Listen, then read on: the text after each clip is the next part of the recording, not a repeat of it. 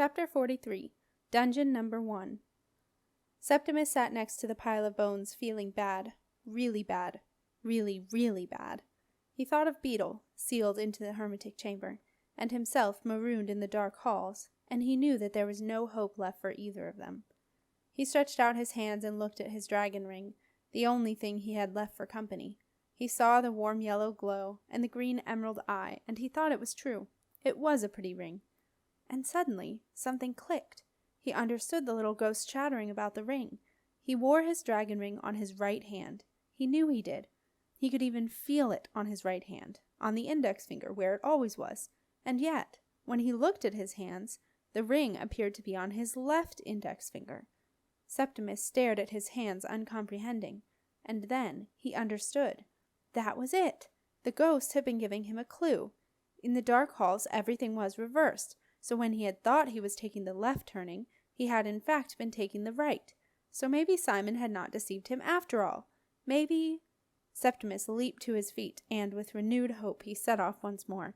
He took the apparent right-hand entrance of the first three, and found himself in yet another great hall. He speeded up, almost running in his wish to discover if this really was the secret to finding his way to dungeon number 1. After choosing an apparent right-hand passageway leading from a small archway that very soon divided into 2 flights of steps, of which he took the right-hand flight, he pushed open a heavy door and found himself in a huge cavern that was actually lit. Great torches flared from niches carved into the smooth rock walls, illuminating the soaring heights of the hall, casting long shadows across the smooth rock floor. Septimus felt like yelling with joy. He was getting somewhere now. He knew he was. As he jogged along, he began to encounter things, magogs, wizards, witches, and all manner of misshapen creatures, and he was glad to see every single one. Each and every one passed him by and paid him no attention. His dark disguise still did what it was meant to do. It presented Septimus as something dark, something that was one of them. Septimus reckoned he must now be walking beneath the castle. He began to pass by archways protected by metal grills, which he suspected led into secret entrances somewhere in the castle, entrances that even Marcia did not know about. There was a buzz of excitement in the air, which Septimus guessed was to do with the dark events far above in the castle itself. He passed by 2 wizards who had left the wizard tower in disgrace a few years ago, and heard one say excitedly, "Our time has come!" And then, at last, he saw ahead of him a portico. Gold streaks in the lapis lazuli of its pillars glistened in the light of the torches, and Septimus knew that this was the one that would take him into the antechamber to dungeon number 1. Some minutes later, feeling so excited that he could hardly breathe, Septimus reached the portico. As he went to step through, Tertius Fume, self-appointed busybody who terrified many of the ghosts, accosted him with a touch so cold that it felt burning hot. Septimus stopped, his heart beating fast. This put the dark disguise to its greatest test so far. Surely Tertius Fume would recognize him. It appeared the ghost did not. He glared at Septimus with his piercing goat-like eyes and demanded, "Who be you?" Septimus was ready. Some. How be you? Dark. What be you? The apprentice of the apprentice of the apprentice of Dom Daniel. Tertius Fume looked surprised. He stopped his questioning and tried to figure out who exactly Septimus was. Septimus took advantage of the ghost's confusion and stepped through the entrance. He was probably the first person to feel utter delight at finding himself in the large round chamber lined with black bricks, stuffed full of depressed ghosts. Now all he had to do was find one ghost in particular. Septimus scanned the room and his heart leaped. There was Alther, sitting motionless on a stone bench, set into the wall, his eyes closed. Tertius Fume had given up trying to figure out who Septimus was. There were too many possibilities. The ghost followed him into the antechamber. "Why come you here?" he demanded. Septimus ignored Tertius Fume and began to make his way over to Alther. Tertius Fume followed like a storm cloud as Septimus dodged from side to side to avoid passing through the throng of ghosts. Eventually, with a feeling of elation, Septimus reached Alther's side. He had imagined this moment many times as he had traveled through the dark halls. He had longed to see Alther's expression as the ghost looked up and saw through his dark disguise to the person he really was. But to his disappointment nothing happened. Alther did not react. He seemed oblivious to his surroundings. His eyes remained closed, and he sat still as a statue. Septimus knew that Alther had gone somewhere deep within himself, mindful of Marcellus's instructions to speak only the set responses in the presence of the dark, and with Tertius Fume hovering at his shoulder, he was certainly in that. Septimus stood wondering how to reach Alther. Tertius Fume solved his problem. "Why come you here?" he demanded once again. Loudly, hoping that Alther would recognize his voice, Septimus said, "I seek the apprentice of Dom Daniel." The moment that Alther recognized him was one of the best moments in Septimus's life. Alther's eyes opened slowly, and Septimus saw recognition dawn, but Alther did not move an inch. His glance flicked sideways, took in Tertius Fume, and closed again. Septimus was elated. Alther understood. Alther was with him once again. Tertius Fume did not notice Alther's awakening, as he was too busy scrutinizing the newcomer. There was, he was sure, something odd about some, but what it was he could not tell. The ghost gave Septimus a gloaty gloat of a smile, and replied, "Then, some, you are in the wrong place. The apprentice of Dom Daniel is doing well, surprisingly well, I hear, above." Septimus bowed and smiled in reply. Tertius Fume mockingly returned the bow and drifted away.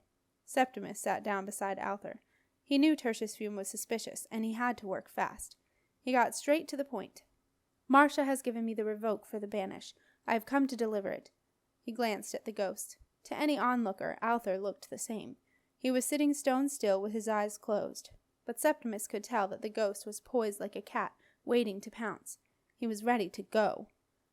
Septimus took a deep breath, and in a low monotone, he began the revoke. He longed to rush through the words and get it over with before Tertius Fume noticed what was happening, but he knew he could not. The revoke must mirror the original form of the banish. It must last to the microsecond the same amount of time. It must begin at the end of the banish and end at the beginning. 5.5 seconds before the end of the revoke, Tertius Fume finally put 2 and 2 together. From a short list of 7, he had worked out who Septimus was. He was across the antechamber in a flash, passing through any ghost that got in his way. If it hadn't been for a particularly grumpy ghost, an unlucky bricklayer who had fallen into dungeon number 1 while repairing the wall, Tertius Fume would have been at Septimus's side in time to disrupt the revoke. But thanks to the bricklayer, he arrived at the very moment the last words, "Overstrand Marcia, I," were being spoken. Like a coiled spring, Alther leaped to his feet. In a most unghostly fashion, he grabbed Septimus by the hand and headed for the dark vortex that spun in the very center of the antechamber. Tertius Fume raced after them, but he was too late.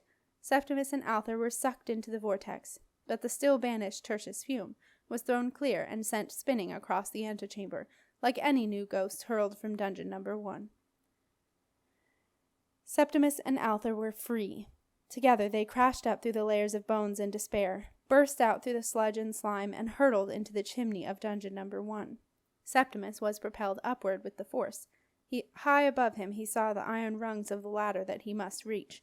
Up, up he went, but just as he was within an arm's length of the lowest rung, he felt his momentum fade, and Septimus knew that he would not reach it. Soon he would drop back into the mire at the bottom of the dungeon, the mire from which few escaped. Dismayed, Alther saw gravity begin to take its hold on Septimus. "Flight, Septimus! Think flight!" the ghost urged, hovering beside Septimus. "Think it! Be it! Do it! Flight!"